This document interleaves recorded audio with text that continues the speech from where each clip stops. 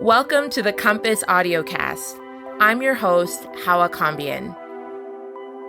Prepare to revisit the compassionate wisdom many of us heard in our youth so that we can mindfully apply it to reimagine a future of work that we can all shape for the better.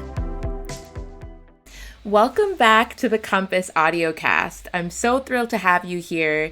It has been a hot minute since we've had an episode, so thanks for joining us. Let's jump right in today with our quote. Joy is not in things, it's in people. So what this meant to me when I was a young child, and I would hear statements like this from parents, adult figures, was that the people in my life are more important than the things I have or the things that I'm able to get from other people in my life, right? That really caring about the quality of a relationship and the consistency of a relationship was really important. And, even in childhood, even if I didn't really know what that meant, I look back at the moments that people showed up for me more than I remember specific things. So there was definitely truth to that statement. When I started working, this has now started to mean for me that it's important to have an emotional and a material balance or reciprocity in the relationships that we encounter, including those at the workplace. So before we jump into today's topic, for those of you who are new, in the last couple of months, we at HKC have wrapped up speaking at the Wild Global Leadership Forum, where our failure journey was shared publicly on YouTube, and we also had a follow-up Q&A this past week with our community. And I highly recommend that you tune into the YouTube post of that talk because there's something valuable in there, whether you consider yourself an employee, an employer, or somewhere in between. Because we really touch on this topic of scarcity and a belief that there are no opportunities to grow or have a more positive experience when it comes to work. And the summary of that talk that was delivered at the conference and the video is that our value as people is not in the things we produce, our productivity, or performance KPIs. It's in our ability to grow in ways that are meaningful to us and that enable us to expand our creativity and opportunities for the companies where we work. And B, that organizations who truly believe they are building the future of work need to have a systems balance between their tools, processes, and people to create the type of business sustainability that they're looking for. And that in that process, it's important to ensure that you don't harm the people aspect of that balance.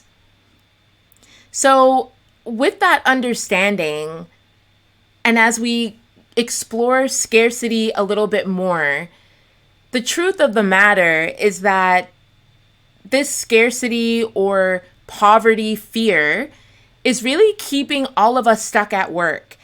And by that, what I mean is that as an individual in my story, I kept myself small at various levels of the organization I was in because I thought I had to. I thought I didn't have any other options for my career outside of the material safety of what a job provides, right? In terms of consistent income. And when I began to believe that so deeply, I started compromising on my emotional needs, like who I was and my esteem, my abilities and my confidence, and what I deserved and my self-worth. And that became very dangerous for my well-being. Equally, many organizational leaders feel trapped by the complexity of pulling together all of the right pieces to run a business effectively when it comes to people, processes, and tools.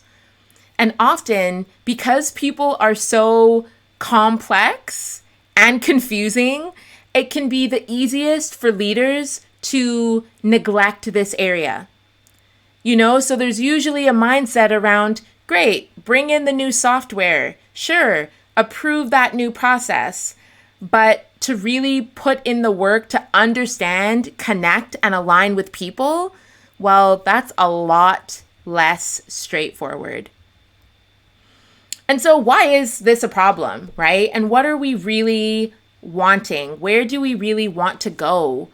And what do we want to overcome as we move forward and we move beyond these challenges? Well, now that I'm an entrepreneur, I know that part of my struggle as an individual in a team was that I was seeking a level of engagement, thought partnership, and collaboration that was simply not possible where I found myself. I really craved, and I still do crave, open communication, thoughtful change management, culture alignment, and operational improvement.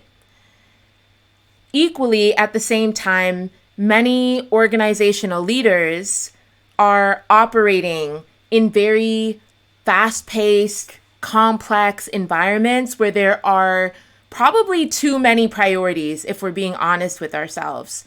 And at this time, I can reflect that I'm sure it was a challenge for the leaders that I had at that time to have the mental, emotional, energetic, and time capacity to address all of these different perspectives, let alone even apply them and implement them into the organization that we all said that we wanted. Don't forget to like, comment, share, and subscribe so that these messages can reach and support professionals and leaders as they navigate the workplace. All right, so when we talk bridging, the negative state, when it feels as though there's not much room to maneuver within your organization. It's interesting because they say that most people and situations in life are mirrors that help us see things from a new perspective so that we can learn and grow. So it's no coincidence that in my negative state as an employee, there were many things that my leadership, I'm very sure, was having a similar type of experience in. So one of the most challenging aspects when there is a focus on things like tools and processes over people is that communication suffers. And it not just suffers, it breaks down the chain of all other activities, outputs, outcomes, and goals which the organization actually hopes to achieve. So on the recent Q&A that we had here, based on the video, many of the participants on the call with me shared that for them, this scarcity mindset and this limiting thinking looked like having concerns about hiring other people who would not be a good fit in that type of work environment because it wasn't a healthy work environment, right? Folks talked about having limited opportunities to grow in multicultural, Western-dominated workplaces. There was also this feeling of an inability to highlight their own achievements and strengths and feel confident in that, as well as some difficulties in standing up for themselves through having courageous conversations when there might be potential conflict. And finally, there was also this point that was raised about wanting to have a really good ability to understand work environments that are showing you that they are going to be healthy and beneficial places to grow, versus work environments that show you the opposite of that, based on the types of tools, processes, and people management that they work with, right? So that's what many employees have voiced and communicated as some of their struggles and thinking patterns that have kept them a little bit stuck in place in terms of feeling confident in their career. And then on the perspective of leaders, right, to be that mirror, many leaders are also struggling and reflecting on the performance challenges that they see in their teams and that they're struggling to improve. And the challenge there sometimes too is that often many of these leaders are sandwiched in the middle, right? So they have people that they report to who are looking to them to, coordinate and lead really strong performance. And then they are also needing to nurture and supervise and monitor junior staff members to actually hit those performance goals. So there's often a challenge around delegating effectively in a way that drives performance and open communication. So great. We understand the things that are challenging and difficult. And where is it that we're really trying to go, right? So from my perspective, if there was one thing I could have changed in my failure experience to improve the situation for everyone, so myself, the management and leadership I was working with, the one thing I would have changed would have been creating an environment where there was respected, clear, and accountable ways of working, because I really believe that that would have had the potential to ensure that staff was aware of relevant information that could drive individuals, teams, and organizations towards shared goals. It would have provided the space for leaders to delegate, achieve targets, and create space for innovation. And even for many of the people on this call, many of whom identified as being introverted, it would have also helped clarify these questions around self-esteem, like, who can I be in this environment? Questions around self-confidence, like, what am I capable of doing in this environment? And thirdly, questions around self-worth. What experiences do I want and deserve to have in this environment?